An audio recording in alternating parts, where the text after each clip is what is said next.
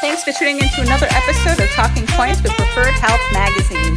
Today, your host is Nancy Gregory. She'll be interviewing Dr. William Novick of the Global Cardiac Alliance. Hello and welcome. In the rubble of war zones and the chaos of disaster areas, one man has made it his life's work to save the smallest hearts. Dr. William Novick isn't just a pediatric surgeon. He's the founder of Global Cardiac Alliance, bringing life-saving heart surgery to children in places like the Ukraine, Iraq, Nicaragua, where such care simply doesn't exist.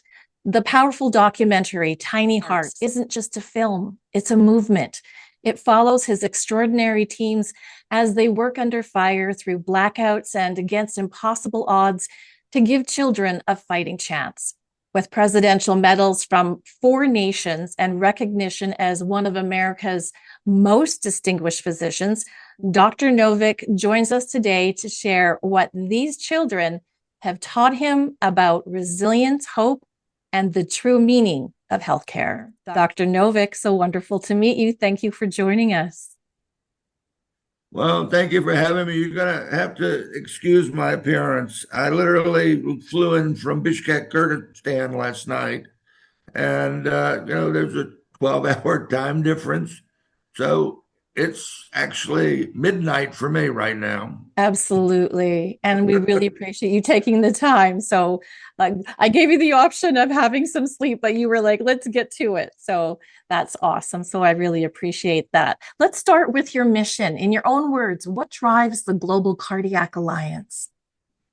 I think that here in North America, and I say that because, both Canada and the United States have excellent care for their children with heart disease. Some very special places in Toronto and Montreal, and Stollery out in Edmonton, Vancouver Children's.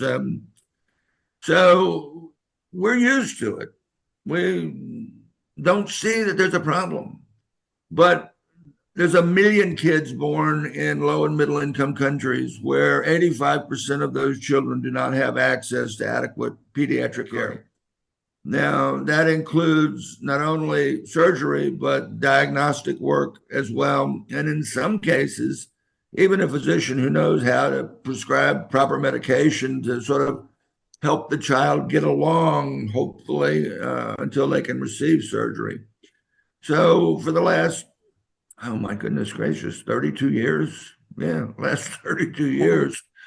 We have now operated in 36 different countries, more than 60 different institutions. And our goal is twofold.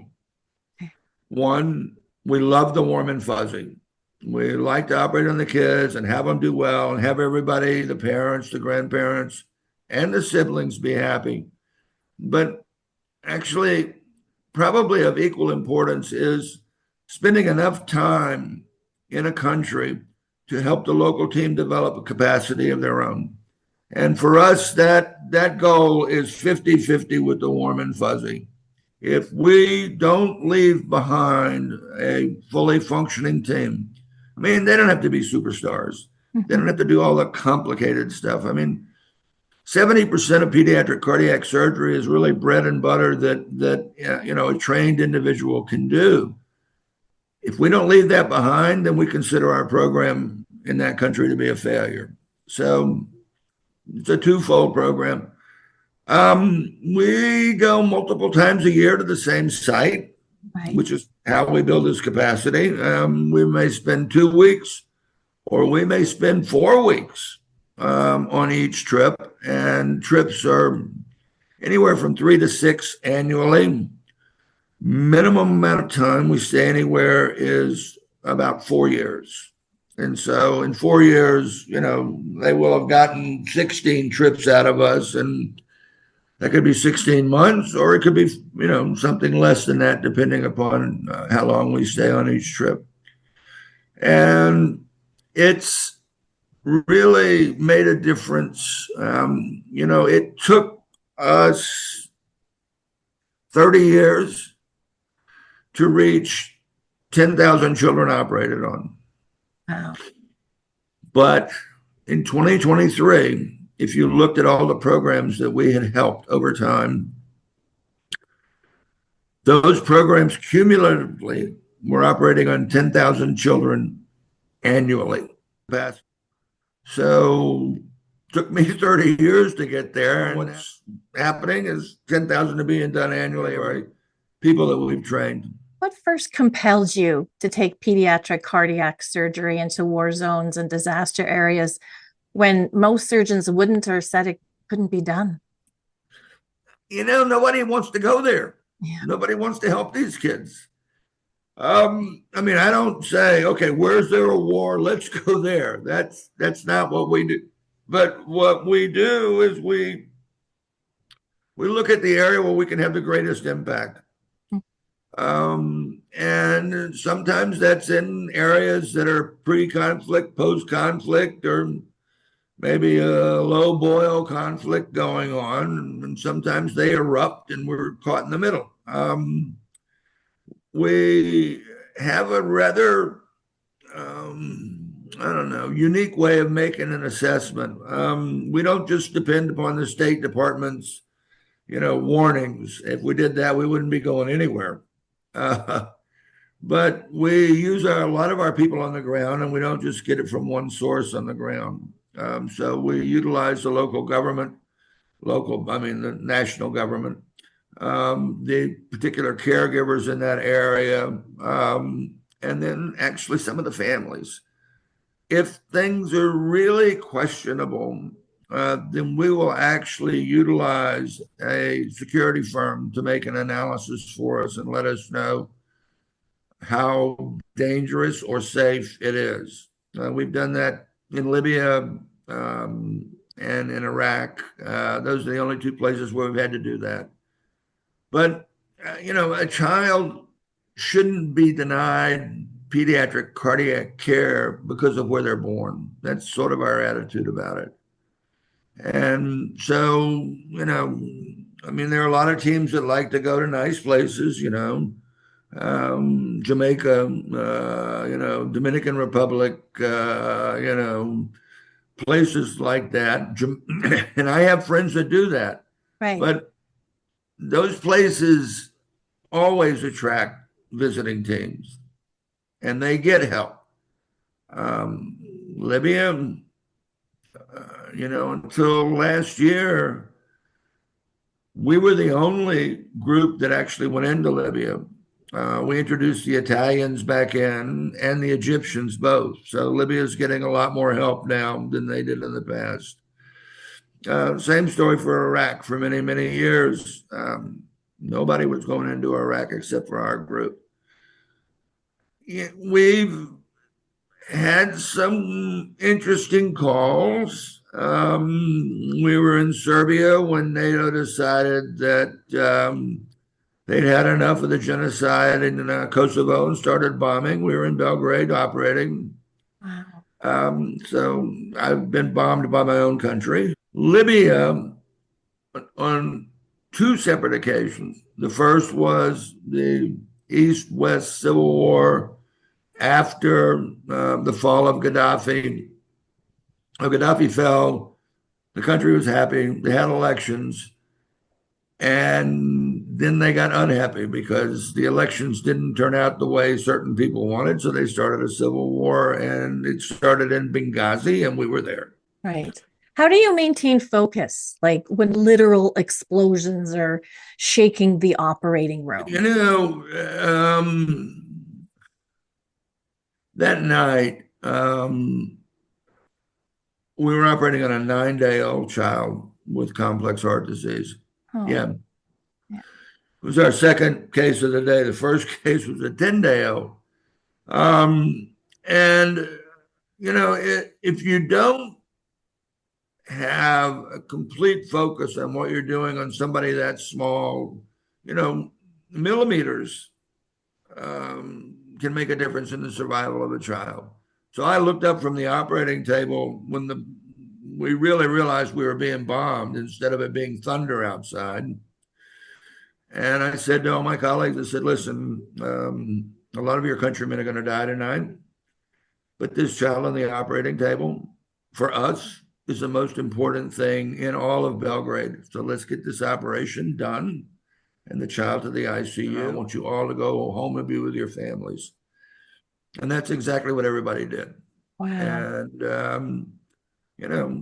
I got invited to that child's 21st birthday party 21 years later. Wow, that's incredible. What does that feel like? It was pretty incredible, actually. The camera crew went with me. Mm-hmm. It's part of the documentary film, actually. Okay. And, they live in a little village about 60 kilometers outside of Belgrade. The entire extended family was there. We spent the whole day telling stories and eating. That must have been an experience. He'd never seen me except on the webpage or, the video or here, there. We'd never talked to each other. And that was a really emotional event for the two of us.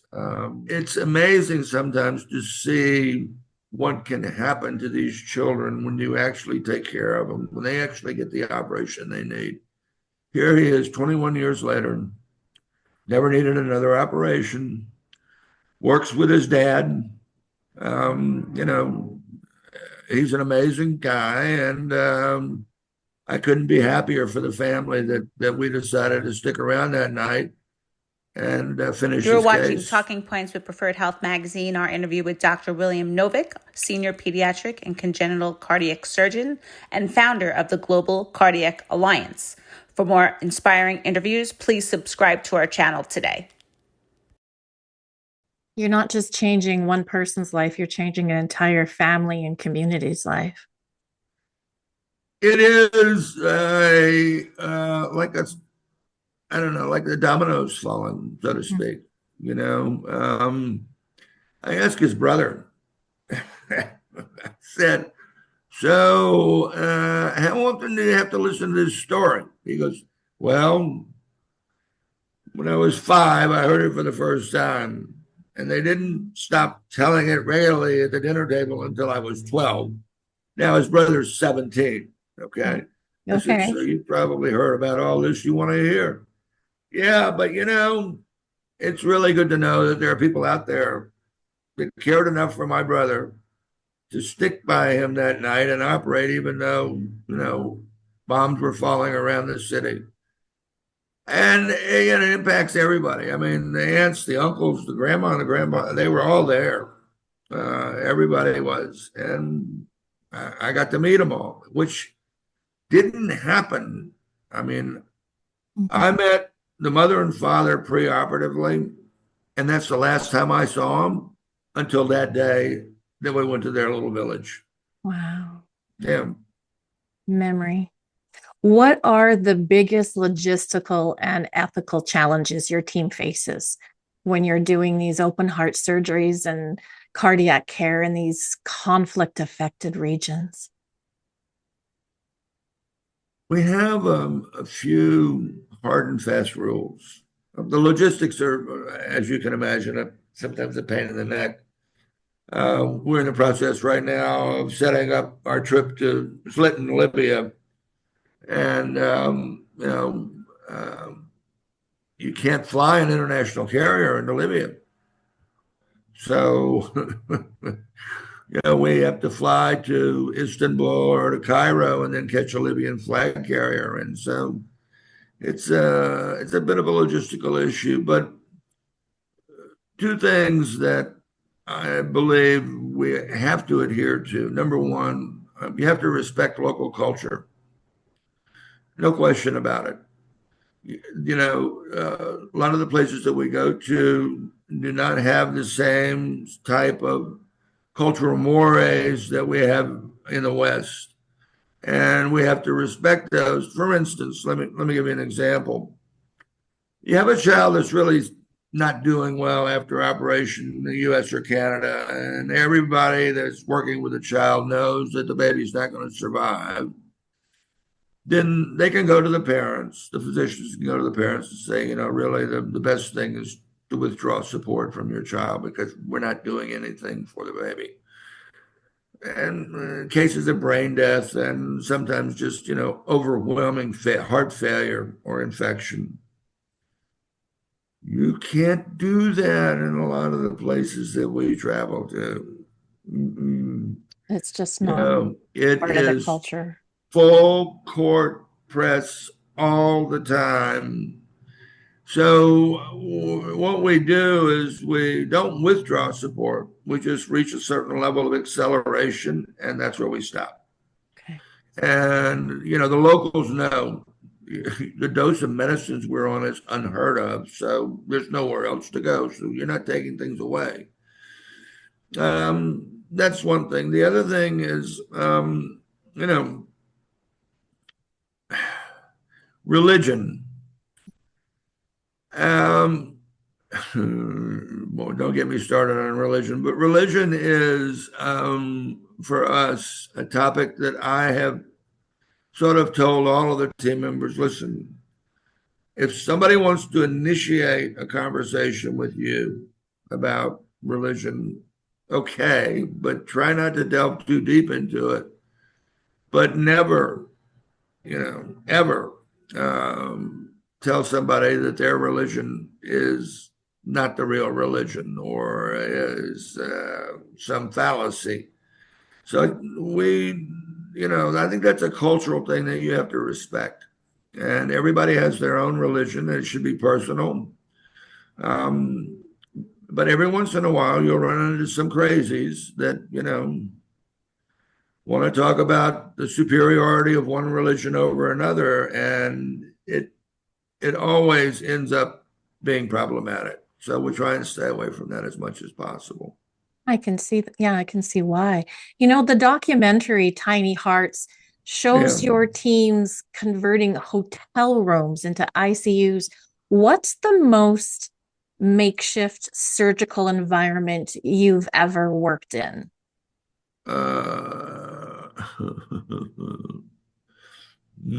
I would have to say Nicaragua. Okay. Yeah. We operated in a quote unquote operating room that was actually a endoscopy suite. So that's where they did their colonoscopies and proctoscopies and whatnot. Well, the room is about half the size, or maybe even 40% of the size of a normal operating room. And so it was a bit tight. People could not just come in and out of the OR and assume a position at the table. Literally, once everybody got to the table, the equipment got moved in, you were there. You weren't going anywhere. And these surgeries last a long time. Yeah, this was, and it did not change for the entire time that we were there. And it was very frustrating. We finally, at the very end of the sort of tail end of the program, we got a chief of the Department of Surgery that sort of oversees everything, who said, you're operating under ridiculous conditions, so I'm going to move you to a real room. Well, unlike Chernobyl Heart, the Oscar-winning documentary about you, Tiny Hearts focuses on active war zones. What did you want this documentary to show most that news coverage misses? What the news coverage necessarily misses. You get the nitty-gritty. I mean, you don't get that in news coverage at all. There are several parts of the movie where you actually have in-depth discussions with team members, with family members, and you don't get that in news coverage. I think the thing that I want the movie to do, though, and this is what we all actually planned for the movie to do, was to increase awareness to the problem in low and middle income countries, because everybody is so focused on sub-Saharan Africa, for instance. Everybody's focused on, malaria, AIDS. more children are dying in sub-Saharan Africa from congenital heart disease or rheumatic heart disease than AIDS, right? Or malaria together. But there's not that kind of focus on children with heart disease in sub-Saharan Africa, and there should be. They're probably losing in the neighborhood of 350,000 children a year down there. Goodness. Yeah. Where do you get the money to fund all this? It's a combination of a number of things. We have some private donors. We have some foundations that help us. We have a number of, well, not a number, but some of the countries actually fund, airfare and hotel accommodations and whatnot. So it's a mismatch of funding that come from a number of places. I would say probably their funding from foundations is probably the lowest, and it's equal between private donors in the U.S. And Canada and Europe, and governmental coverage. Right. You've included footage in the documentary of your own health struggles. Why was that important to you to show your vulnerability alongside children's stories? That was the producer's choice, and I told him that the movie was his to make. Right. He felt that, showing sort of the vulnerable side or the human side of me as an individual, and how somehow that relates to the children also, their vulnerabilities and their problems. And I think, you see the film, I think they did a good job of weaving it together.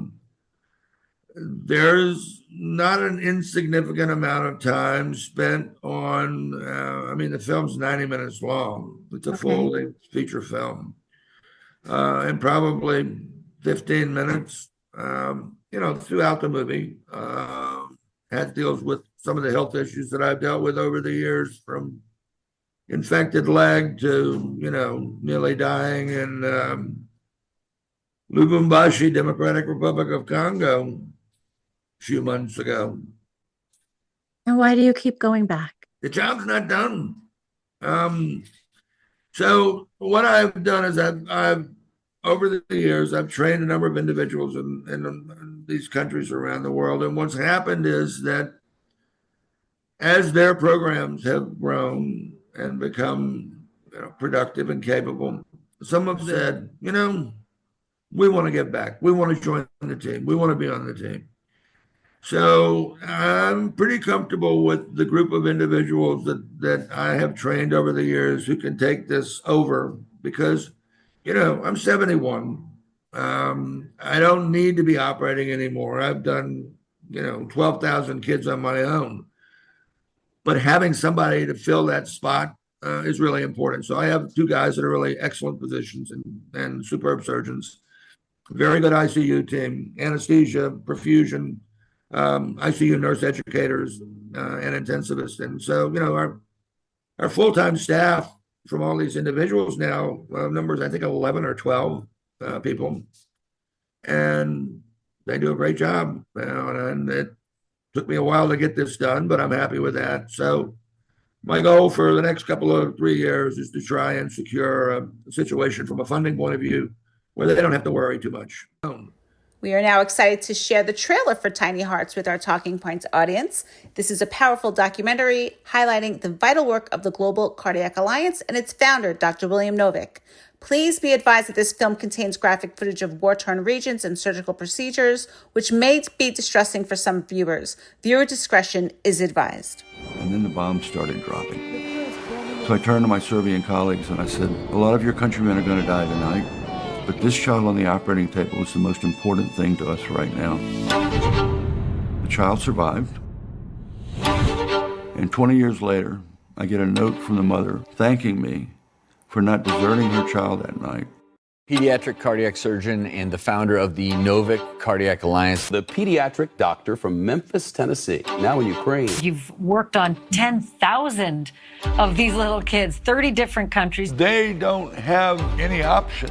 They have absolutely nothing. They come into refugee camps. They look like they are starving. I think that what makes our team special and what makes this work special is that we are doing it in places that no one else wants to go. It always hurts us when we can't go, and we know that kids are dying in the interim. I don't think that I care for myself physically as much as I care for the kids that we take care of. That hurts with every step I take. He should have a below-the-knee amputation. Get the fucker off. I feel sometimes he's like a father. He's the undisputed, leader of this organization, and he runs it with a thundering hand. Tired of hearing stuff in my ear and people not producing documents. There are not that many pediatric heart surgeons in the world, and there's so many kids that don't get surgery. I don't look at it as heroic. I look at it as a humanitarian assistance that is desperately needed in this country at this time. There's one bit of miscommunication. It's the baby that pays for it. He was awake, and he was struggling, and he was in pain. And now I just couldn't imagine being a mom because of something out of your control. Like, you have no hope to get your kid the surgery that they need. So me being here, if I can just help alleviate that a little bit, that's why I'm here. Now, I've thought about this, that I don't cry anymore when he leaves.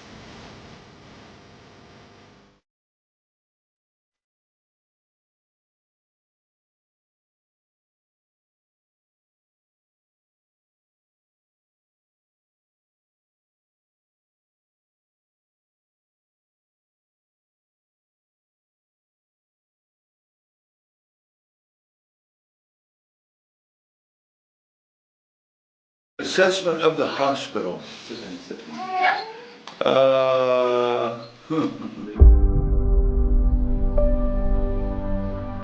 Stay tuned for part 2 of our interview series with Dr. William Novick, founder of the Global Cardiac Alliance, and how they are saving children around the world.